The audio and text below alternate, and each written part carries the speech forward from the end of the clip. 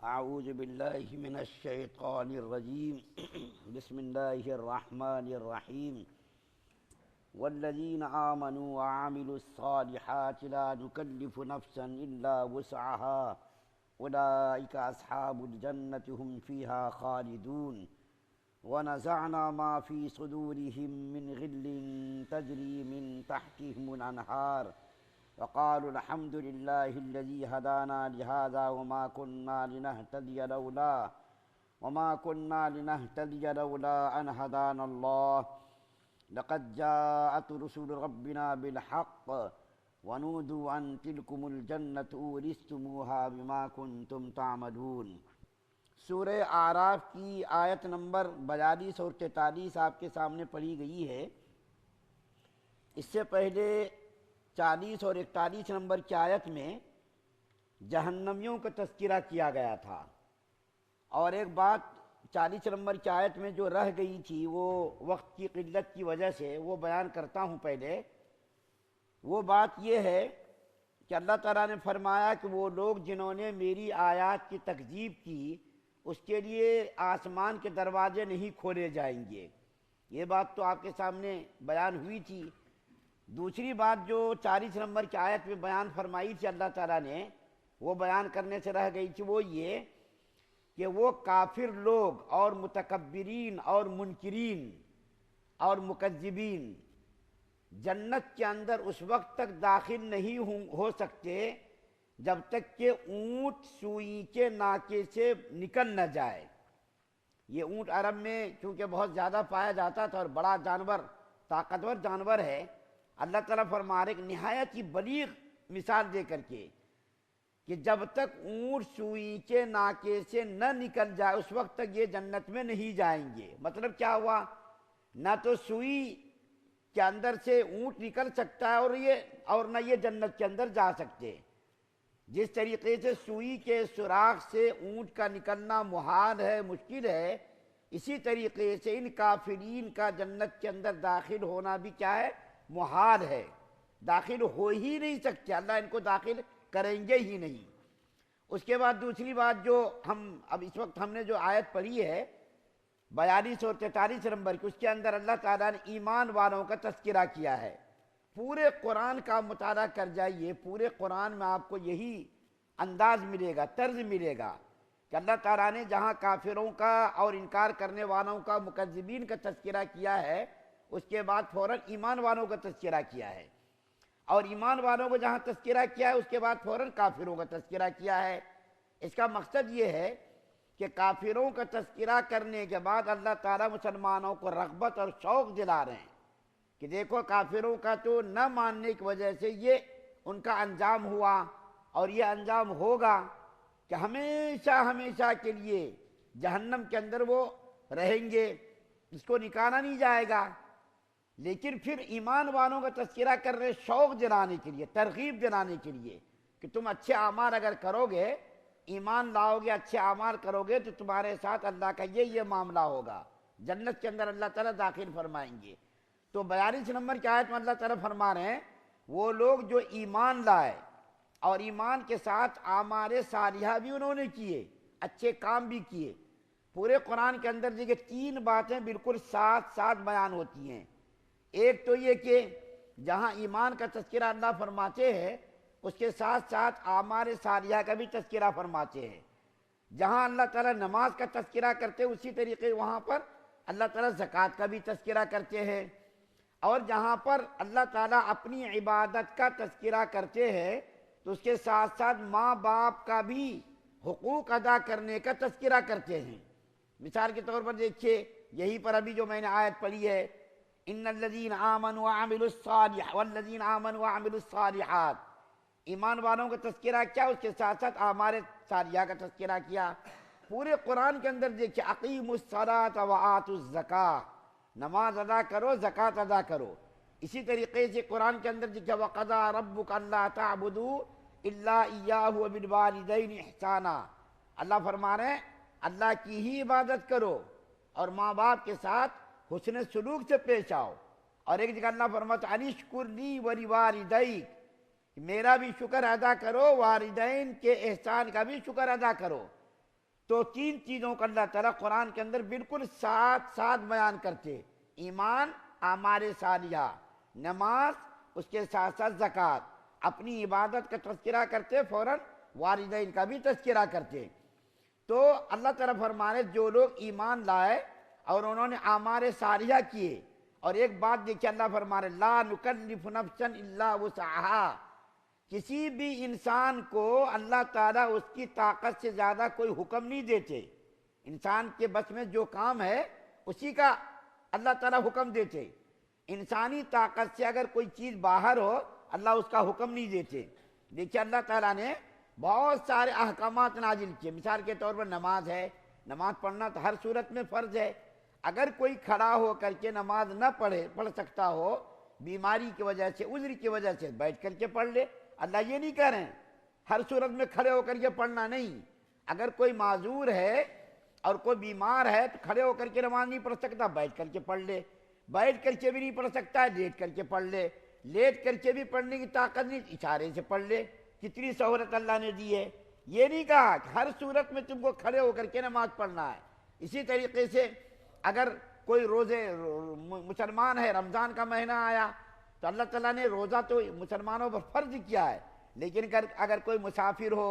یا حاملہ عورت ہو یا کوئی دودھ پلانے والی عورت ہو یا کوئی اور بیماری ہو جس سے کہ روزہ رکھنے کی وجہ سے اس کی بیماری میں اضافہ ہو سکتا ہے یا جان جانے کا خطرہ ہو سکتا ہے، یا روزہ رکھا ہے کسی کے پیٹ میں تکلیف ہو گئی یا کوئی بیماری ہو گئی کہ اگر اس نے روزہ نہیں توڑا تو پھر جو ہے بیماری کے بڑھنے کا خطرہ ہے، جان جانے کا خطرہ ہے، یا کوئی روزہ رکھا لیکن اتنی پیاس لگ گئی کہ اگر اس نے روزہ نہیں توڑا تو جان جا سکتی ہے، سہولت دی ہے کہ روزہ توڑ دے۔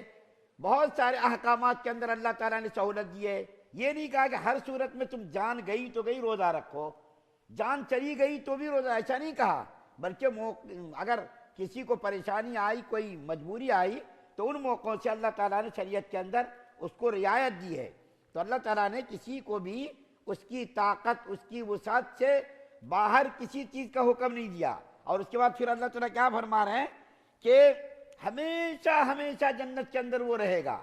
جیسا کہ جہنم کے اندر کافروں کو رکھا جائے گا، کبھی اس سے اس کو نکالا نہیں جائے گا، اسی طریقے سے ایمان اور اعمال صالحہ انجام دینے والوں کو ہمیشہ جنت کے اندر رکھا جائے گا، کبھی بھی اس کو نکالا نہیں جائے گا۔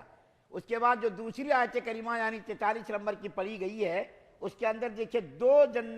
اہل جنت کی دو چیزوں کا تذکرہ کیا ہے۔ کیا تذکرہ کیا؟ ایک تو یہ کہ جب جنتی لوگ جنت کے اندر جائیں گے تو اللہ تعالیٰ اس کے دلوں سے پوری قدورتوں کو، رنجشوں کو، حسد کو، کینہ کو، کپٹ کو نکال کر کے اس کے دل کو بالکل آئینے کی طرح صاف کر دیں گے۔ کیوں؟ جنت نہایت پاکیزہ مقام ہے، وہاں پر کینہ رکھنے والا، حسد کرنے والا، رنجش رکھنے والا، دشمنی رکھنے والا اللہ اس کو جنت کے اندر اس وقت تک نہیں ڈالیں گے جب تک کہ رنجشوں کو، قدورتوں کو، حسد کو، کینہ کو دل سے بالکل نکال کر کے صاف نہ کر دیں۔ بخاری شریف کی حدیث ہے کہ اللہ کے رسول صلی اللہ علیہ وسلم نے فرمایا جب جنتی لوگوں کا جنت میں جانے کا فیصلہ ہو جائے گا، جب جنتیوں کا فیصلہ اللہ تعالیٰ کر دیں گے، جنتیوں کا، مومنوں کا، اور جہنم سے اس کو بچا دیں گے، تو پلسرات پر سے جب مسلمان گزر جائے گا تو جنت میں جانے سے پہلے جنت اور جہنم کے درمیان مسلمانوں کو یعنی جنتیوں کو روک لیں گے، اور روک کر کے جس مسلمان کے دل میں ذرہ برابر بھی رنجش ہوگی، حسد ہوگا، کینہ کپٹ ہوگا، اس کے دلوں کو بالکل ایک آپس میں ملا کر کے صاف کر دیں گے۔ جس سے کوئی شکایت ہوگی، جس سے کوئی شکوہ ہوگا یا کسی کا کوئی حق ہوگا تو اللہ تعالیٰ یا تو اسے معاف کرا دیں گے یا تو اللہ تعالیٰ اپنی طرف سے دے کر کے معاملے کو بالکل کلیئر کر دیں گے۔ کسی کا کوئی حق نہیں رہے گا، کسی کے دل کے اندر رنجش نہیں رہے گی، نہ تو کوئی قدورت رہے گی اور نہ کوئی حسد رہے گا، نہ کینہ رہے گا، اس کے دل کو بالکل پاک صاف کر کے اس کو جنت کے اندر داخل کر دیں گے۔ اس کے بعد جنت کے اندر جب داخل کریں گے، جنت کے اندر بھی مقامات مختلف ہوں گے، یعنی کوئی اوپر کے مقام پر ہوگا، کوئی نیچے کے مقام پر ہوگا۔ حضرت تھانوی رحمۃ اللہ علیہ فرماتے ہیں کہ اوپر کے مقام والے کو نیچے کے مقام والوں پر کوئی مسئلہ نہیں ہوگا، یا نیچے کے جو جنتی ہوں گے یہ ارے اس کو اوپر کا مقام ملا، دل کے اندر ذرہ برابر بھی کوئی خیال نہیں آئے گا۔ نیچے کے جو جنتی ہوں گے اوپر والوں کو دیکھ کر کے ذرہ برابر بھی اس کے دل کے اندر کوئی تصور نہیں آئے گا، ارے اس کو اوپر کا مقام مل گیا، ہم کو نیچے کا مقام مل گیا، کوئی ذرہ برابر بھی کوئی شکایت نہیں، خیال ہی نہیں آئے گا۔ ہر آدمی اپنے میں مگن رہے گا، اوپر والے نیچے والوں کو دیکھیں گے، نیچے والے اوپر والوں کو دیکھیں گے، اور سب ایک دوسرے سے ملاقات کریں گے، ملنا جلنا ہوگا، کوئی کسی قسم کی کوئی شکایت کسی کو نہیں ہوگی۔ اور اللہ تعالیٰ کیا فرما رہے ہیں؟ ان کے نیچے نہریں ہوں گی، شراب کی نہر، دودھ کی نہر، شہد کی نہر، پانی کی نہر، یہ نہریں ہوں گی۔ شراب کی بھی نہر ہوگی، شراب پئیں گے، لیکن دنیا کے اندر جیسا شراب پی کر کے لوگ بک بک جھک جھک کرتے، سڑکوں پر گر جاتے، گالیاں دیتے، برا برا کہتے، عقل و شعور سے بالکل پیدر ہو جاتے، جنت کی شراب جب پیے گے تو اس کو سکون ملے گا۔ جب جنت کی شراب پیے گا اس کے دل کے اندر ایک قسم کا سرور حاصل ہوگا، اطمینان ہوگا۔ اور دودھ کی بھی نہر ہوگی، شہد کی بھی نہر ہوگی، پانی کی بھی نہر ہوگی، اتنا بہترین پانی جو بالکل جو صاف ستھرا دودھ سے زیادہ سفید ہوگا اور برف سے زیادہ بالکل سفید ہوگا، اور آدمی پیے گا کبھی اس کا دل نہیں بھرے گا، کبھی کوئی بیماری نہیں آئے گی، اور کبھی کوئی خرابی پیٹ کے اندر نہیں آئے گی۔ اس نے زیادہ پانی پی لیا، زیادہ شہد پی لیا، زیادہ شراب پی لی تو اس کو کوئی خرابی نہیں آئے گی۔ دوسری بات اس آیت کریمہ کے اندر یعنی 43 نمبر میں یہ بیان فرمائی گئی کہ جنتی لوگ جنت کے داخلے کے بعد اللہ تعالیٰ کا شکر ادا کریں گے کہ یا اللہ ہم تو اس لائق تھے نہیں، ہم اپنے عمل کی وجہ سے ہم جنت کے اندر داخل ہو جاتے، یہ تو تھا نہیں، بس تو نے اپنے فضل سے اپنے رحم و کرم سے ہم لوگوں کو جنت کے اندر داخل کیا، ورنہ ہم تو اس لائق تھے نہیں، اگر تو ہم کو داخل نہ کرتا تو ہم جنت کے اندر کہاں سے داخل ہو سکتے؟ تو جنتی لوگ اللہ کا شکر ادا کریں گے۔ دنیا کے اندر بھی مسلمان اللہ کی نعمتوں پر شکر ادا کرتا ہے، جنت کے اندر بھی جا کر کے مسلمان مومن جنتی اللہ تعالیٰ کی نعمتوں کا شکر ادا کریں گے، اور یہ کہیں گے یا اللہ تو نے نبیوں کو جو سچی باتیں دے کر کے بھیجا تھا، بالکل برحق نبیوں کو بھیجا تھا، ہم نے اس کی بات پر لبیک کہا، اس کی وجہ سے تو نے ہم لوگوں کو جنت کے اندر داخل کیا۔ اس کے بعد اللہ تعالیٰ آواز لگائیں گے کہ اے جنتیوں، تم لوگوں نے جو دنیا کے اندر نیک اعمال کیے تھے، ان نیک اعمال کی وجہ سے تم کو ہم نے جنت کے اندر داخل کیا۔ دنیا کے اندر جو تم نیک اعمال کرتے تھے، تم نے جو ٹھنڈی کو قربان کر کے، نیند کو قربان کر کے فجر کی نماز پڑھنے کے لیے تم آئے، اسی طریقے سے گرمی کے موسم میں تم نے 16 گھنٹے تک بھوک کو برداشت کیا، پیاس کو برداشت کیا، اپنی جائز ضروریات کو بھی تم نے برداشت کیا، اسی طریقے سے تم نے زکوٰۃ کو ادا کیا، حج کو تم نے کیا، جو تم نے دنیا کے اندر نیک اعمال کیے تھے ان اعمال کے بدلے میں ہم نے تم کو جنت کے اندر داخل کر دیا۔ اور اس کے بعد پھر اللہ تعالیٰ جنتیوں کو خطاب کر کے فرمائیں گے، یہ سب سے بڑا دیکھے جنتی لوگوں کے لیے سب سے بڑی خوشخبری کی خبر ہوگی۔ جنتی لوگ جنت کے اندر چلے جائیں گے، جہنمی لوگ جہنم کے اندر جائیں گے۔ اللہ تعالیٰ جہنمیوں کو آواز لگائیں گے، جہنمیوں کم بختو، تم اب ہمیشہ کے لیے جہنم کے اندر رہو گے، تم کو کبھی بھی جہنم سے نہیں نکالا جائے گا۔ اسی طریقے جہنمی لوگ جب یہ آواز سنیں گے تو اگر وہاں موت ہوتی تو اس آواز کو سن کر کے سب لوگ مر جاتے، لیکن وہاں موت تو ہوگی نہیں، موت کو بھی موت آ جائے گی۔ اسی طریقے جنتی لوگوں کو اللہ تعالیٰ آواز لگائیں گے، اے جنتیوں تم کو خوشخبری ہو، تم کو خوشخبری ہو کہ تم کو جنت سے کبھی بھی نکالا نہیں جائے گا، اب ابدالآباد تک تم جنت کے اندر رہو گے، اور میں نے تم کو اپنی رضا کا پروانہ دے دیا، اب میں تم سے کبھی بھی ناراض نہیں ہوں گا۔ یہ خوشخبری سن کر کے اگر جنتی لوگوں کو موت اگر ہوتی تو اس خوشخبری کو سن کر کے وہاں موت بھی آ جاتی، لیکن چونکہ وہاں موت آنی نہیں ہے، جہنمی لوگوں کو غم ہوگا، صدمہ ہوگا، جنتیوں کو نہایت ہی خوشیاں ملیں گی، مسرتیں ملیں گی اس خبر کو سن کر کے۔ اللہ تعالیٰ سے دعا ہے کہ اللہ تعالیٰ ہم تمام مسلمانوں کو جنت کے اندر داخلہ مقدر فرمائے، جہنم سے ہم سب کی حفاظت فرمائے، ایمان اور اعمال ساریہ انجام دینے کی ہم سب کو توفیق عطا فرمائے۔ سبحان اللہ و بحمدہ، سبحانک اللہ۔